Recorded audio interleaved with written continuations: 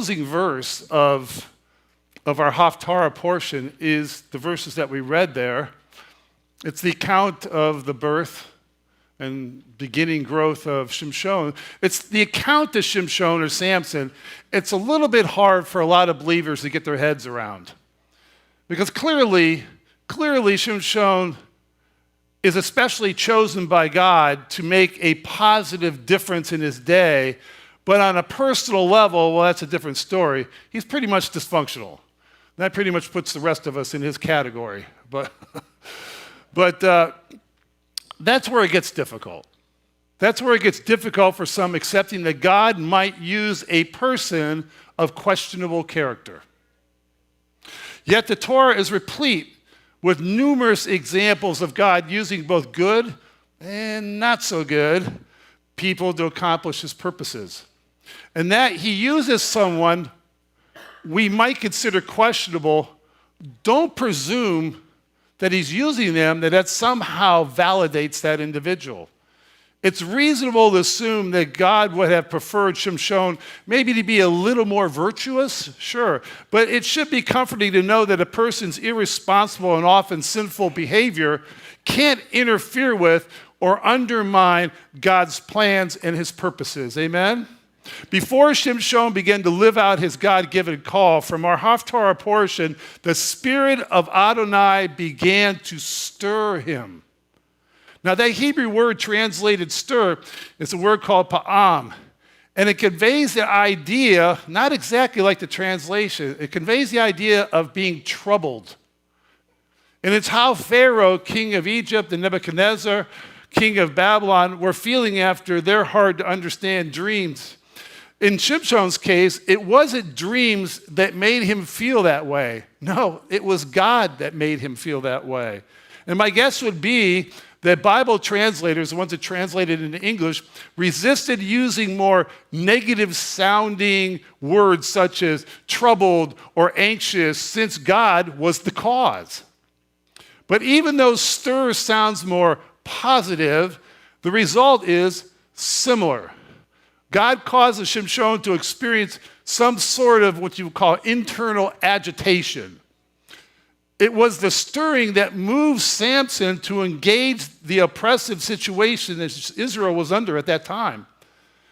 Do you think, brothers and sisters, do you think it is possible that maybe we at times have misunderstood the stirring of the Lord in our own lives?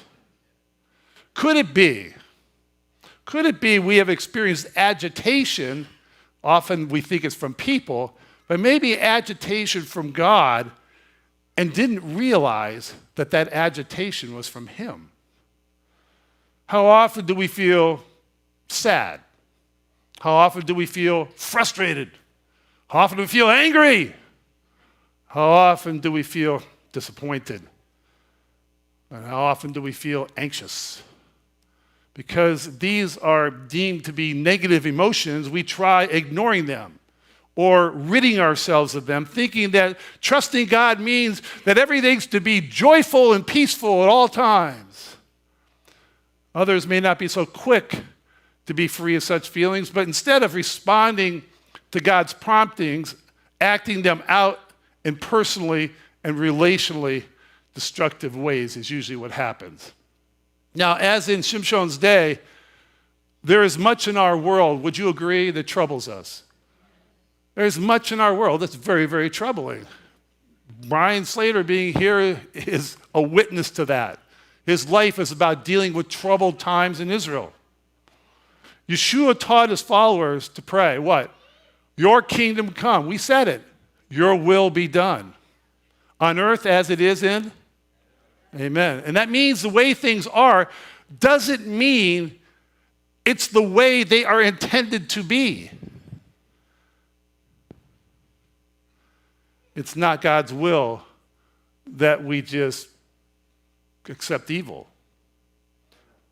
One day all evil will be eradicated. But until then, we must pray that Adonai does something about it. And when he answers those prayers, it's often through the efforts of people like you, me. And the first thing people like you and me experience is stirring. Brothers and sisters, as we approach Shavuot tomorrow, I guess my question, are you being stirred in any way? Is your spirit being stirred? While some people are very sensitive to the ills of life and seem to be burdened by all sorts of things, most appear to be oblivious. As the case, most are usually just concerned about their own lives, their own existence, their own stuff. But perhaps there's more going on in the hearts of people than we realize. What would happen if we stopped and took inventory of what agitates us? What would we find? While some agitation is due to our own selfishness and lack of faith, it could be that we are being stirred by God to do something. And when we find ourselves upset over issues that are truly wrong from God's perspective, consider this, that He just might be the source of your agitation. To resist His agitation is to resist what He desires to do through you. So instead of ignoring or even resisting, maybe it's time, brothers and sisters, to seek Him as to what He would have us do about it. Please rise.